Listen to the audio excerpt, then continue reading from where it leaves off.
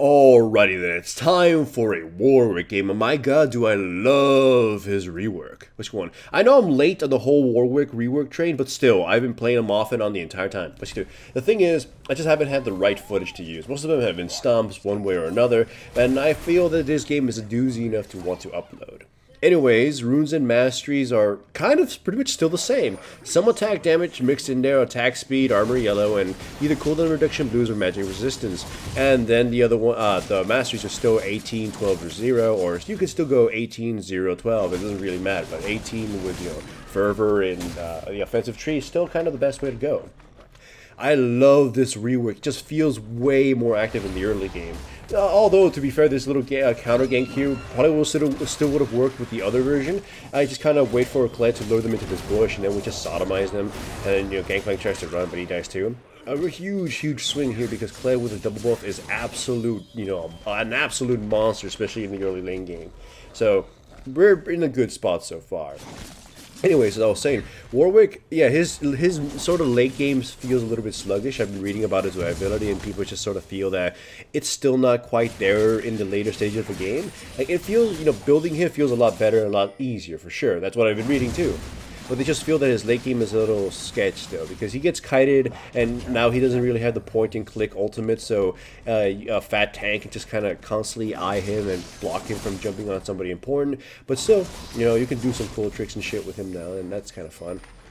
His early game, though, feels way better. My god, Blood Scent just gives me a hard on whenever it's active. Just seeing the enemy bleed. Hell, I didn't even know Kha'Zix was here until I just had that little scent pull off, and I'm like, damn. I'm getting hard. But so, yeah, and I failed to smite, but I still killed the Kha'Zix, right? But yeah, I love it. Way more active. You say you can play a control game way better. Sure, there's still some difficulties with certain champions that they might kite you or might just beat you to death before your sustain can just take them over. But your 1v1 potential is insane. I mean, it's insane as before, but I feel like it's even better now, mostly because you can actually pull off some tricks and shit. Here I'm gonna fail my ultimate completely. Like Kha'Zix just moves slightly to the right, but still he jumps me and my sustain beats the shit out of him, and then Gangplank comes to try to at least scare me off, but I feel I can get him. He misses his barrel shot. I'm gonna use this explosive plant right here to dodge his next barrel, bite him in the face, just sort of gnaw at him. I think I missed my Tiamat active, and maybe, just maybe, if I killed him a lot earlier, I would have taken less damage and could have possibly taken down the Fizz as well. I know I may have not had to use my flash, and that could have been something I could have used to sort of avoid some of Fizz's damage. But still, 2 for 1 is pretty damn good, especially when they sort of kind of just threw their lives away. And yes, that's a Darius Fiddlestick bottom lane. Yeah, it's normal, but whatever. I don't know what they were going for. So they're kind of getting roughed up. But my team is kind of miscommunicating constantly. So we're not really doing well. I mean, we're technically winning, but some of us want to group up right now because our early game team fighting is amazing. We got lots of initiation, especially with Kled getting pretty big early on, and Talia can do some cool shit. So we feel like if we're grouped up right now, we could just sort of punish the enemy team before they can get bigger. But the other team is like, we just want to farm, we just want to lane. And it's just kind of getting a little bit, all everywhere. Anyways, Jinx just gets initiated on. Fiddlesticks is going to get an ultimate, which nobody interrupts. It's kind of my fault for not interrupting him. And Fiddlesticks is going to be able to kill the Jinx. Here, I kind of have this issue with the Warwick right now. Right there you saw that I ulted Fiddlesticks, and I felt, after the fact that, I ulted him, that maybe I could have ulted him sooner and saved my Jinx teammate. The issue that I have with Warwick right now is that his indicators aren't very clear, so I don't ever really know the true range of his ultimate unless I'm clicking it, which is obviously not what I'm going to do. And his Q to use it to get behind someone feels really clunky. Like sometimes when I click it, it doesn't actually, do that. Mostly because, I don't know, it just kind of bites him in the face rather than trying to do the whole going behind him shtick. I mean, that's kind of, I don't know if it's my fault or just some kind of quick cast issues, but whatever. I mean, it's not the biggest deal. It's just kind of trying to get the hang of that. I haven't really found that much of a use as to wanting to get behind someone, except, during an early games with your, with a red buff or something, but it's still something you kind of want to get the hang of, right? I just kind of feel a little bit clunky. His W2 sometimes is clunky. I don't really know when to be activating it most of the time. Just kind of let the passive go. And his E, well, his E, you might notice throughout a lot of these things that I don't activate it all that much. Mostly because I too don't really know when is the best time to use it. Yeah, Talia kind of trapped herself there and kind of fucked up her gank. But either way, I just feel I fucking have a baller of a time just running around, you're speeding up, like, you know, someone's dying. I'm just like, oh man, I smell some blood and shit. I love that feeling. Like, Warwick is, you know, as far as reworks go, probably one of my top 3. I like my other top 3 is like Scion, and I think the other one, God, I forgot who the other one is. I gotta relook the thing. I just kind of forgetting names. Don't worry, it's not, you know, 3 top reworks are in Rise, and Rise. So yeah, Scion and Warwick are in my top 3, and I forgot what my top 1 was. But maybe Warwick might be it. Like, I haven't had so much fun playing a rework as I've had with Warwick. Like, Scion was great and all, but Warwick, like, I feel they kept the spirit of the champion while actually making him pretty not worthless. Like, I mean, the old Warwick wasn't truly worthless, but he was definitely a lot more limited, and a lot of things could go wrong playing him, even in the best situations where you would want to play a champion like him. And this one just sort of feels like I can pick them into almost any kind of composition and not feel like I'm going to be a burden. I don't have to feel like the enemy team can just, you know, just crush my laners and I won't be able to do anything. So just that's what kept me from playing old Warwick. And the new Warwick doesn't feel like he has that. And that's kind of like probably one of the best ways Riot could ever go to reworking a champion. Either way, though, it is true what they were talking about in the forums that I pointed out. Come mid-game, late-game, where the enemy team starts, you know, being a little bit tankier, starts grouping up and stuff, your fighting potential starts feeling a little bit more limited. Mostly, again, it has to be with the whole single-target aspectness. Yeah, the Tiamat and the Titanic kind of do help at some point, but not really.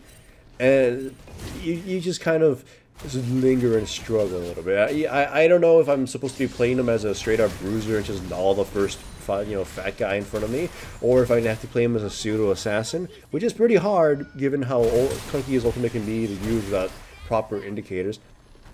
But whatever, I'll get used to that eventually, so I won't really have a reason to be complaining too much. But yeah, you can see this game is ridiculously long. And right now, the advantage my team had in the early game is pretty much disappearing. But the enemy team is still kind of taking a little bit too many risks. Here, Darius and Gangplank basically traded their lives in order to get the tower. I'm waiting until Darius is about to be able to use his ultimate to dunk my teammate, to use my ultimate, trap him, and kill him. Gangplank is actually going to be able to escape right here. Even Bloodset and everything, he managed to just sort of waltz away. But whatever.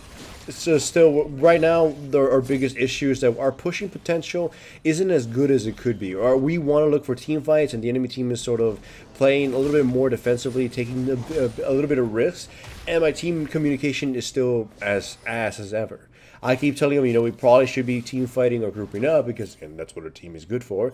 But yeah, either way, the enemy team also kind of does this weird thing where they're initiating while the other ones aren't, so their communication must be just as bad as ours.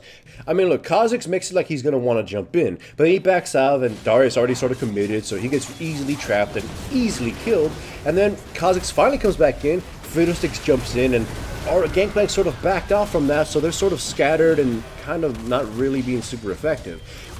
They do manage to kill Kled, but it's going to cost Fiddlestick and Gangplank's life. And then me and Talia get a little bit too suicidal and jump right after Kha'Zix.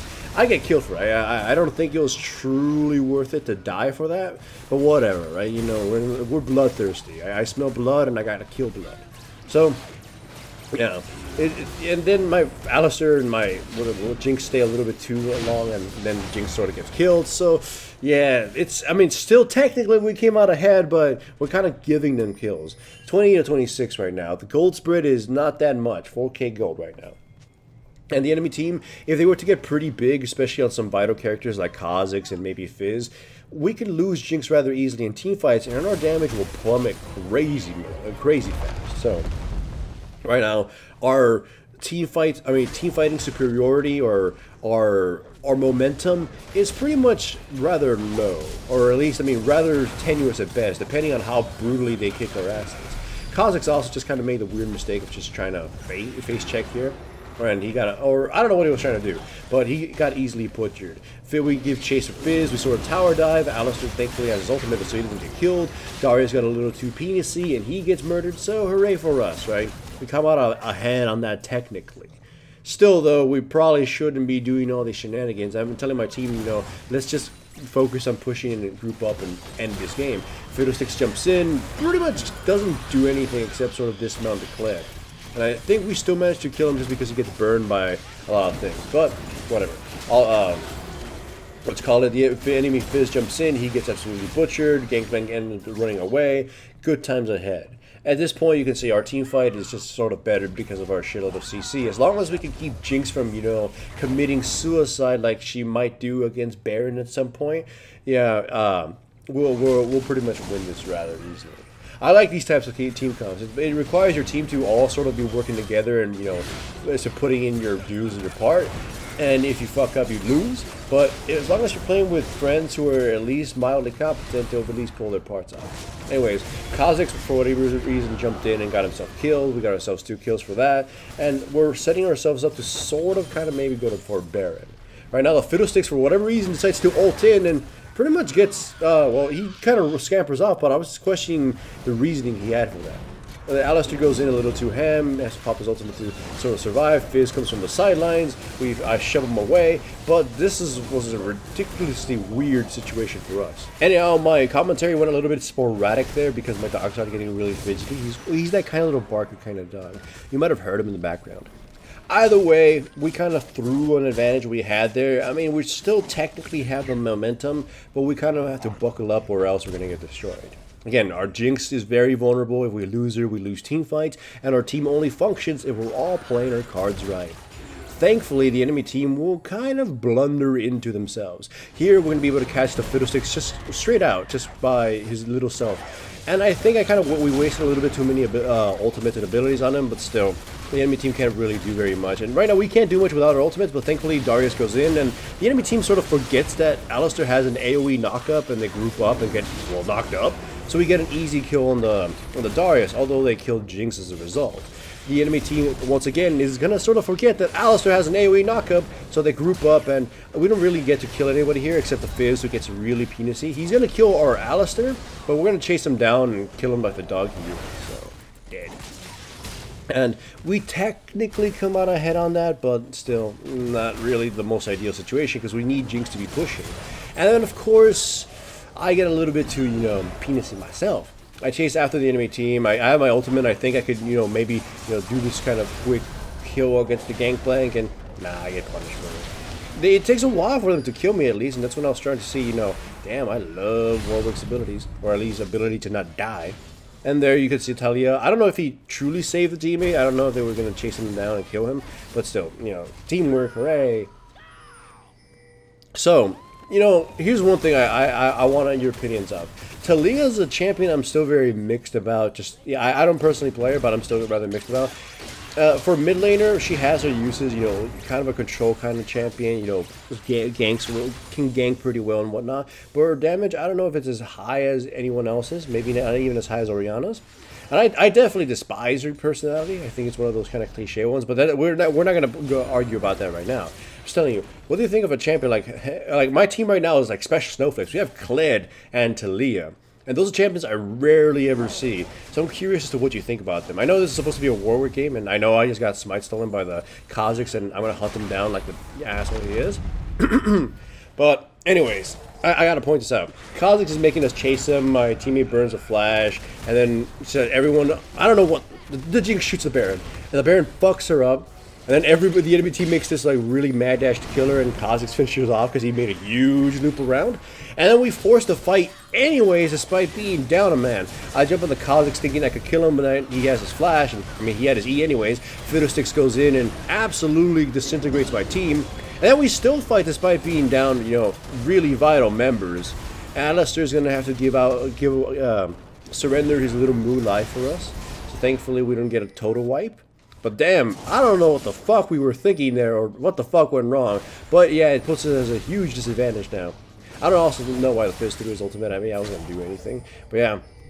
At this point, my teammates are like, all right, we're done fucking around. We catch the Kazakhs rather easily. I wait on the sidelines up until he's about to jump, and he managed to escape. We hunt him down. I mean, I chase after him, he gets blasted by a rocket, and Talia managed to finish him off, and we got ourselves a gangplank who was trapped, and now we're able to go for Baron. Darius just sort of, again, forgets that Alistar has a knockup, so he's forced to use his flash to escape. The enemy team is going to try to maybe do a steal, but my teammates are, you know, going to pull through and scare them off, so I can take this Baron uncontested, because to be to confess something with you guys, I got super paranoid with the Baron, because there's a lot of people are like, oh my god, how could you lose the Baron? Well, you know, any jungler who's worth their salt knows that even if you're not the one to start Baron, you always have a 50% chance, quote unquote, to steal the Baron as long as you're within range. It's just, you know, who makes the quick draw, or who has that best timing right there as they know that the last bit of damage is going to be dealt for the smite range. So yeah, I could start it from 100% and get it down, but it doesn't matter. Even I got someone with a better draw at that very moment take it, and that always makes me paranoid. You guys don't know, my heart rate sometimes has actually gone up on a very crucial Baron because of that. Either way, thanks to Baron, and thanks to the enemy team's really bad positioning, we were able to just sort of jump them and rend them. By the way, Kled with Warwick ultimate. I mean, Kled's ultimate with Warwick, just, I love it. Just go like, you know, speeding goddamn bullet, and then you leap like a billion miles. Either way, at this point, my team is really fucking fat, and we have a lot of crowd control, and we have Baron. The enemy team can't do jack shit to us. And you can see, hell, even all that hellfire I just took of damage from the enemy team, I bit someone and I was able to survive, and I'm still kicking. No one on my team has died despite all this scattered sort of fighting, and we just kind of constantly killing whoever even gets close. Kazakhs jumped in trying to get a cheap shot, and then right now we're going to be able to chase him. Talia's ultimate, again, it's kind of bad. Zach, if you're watching this, we chase down Kazakhs right now as fast as like a speeding bullet kind of thing. I used my ultimate on him just sort of to that last hit. Mostly because I didn't want him to run off, because he's been running off and making me feel sad inside. And I know, his commentary is getting a little, once again, sporadic here. My dog is being very fidgety. The dog, like, stay calm.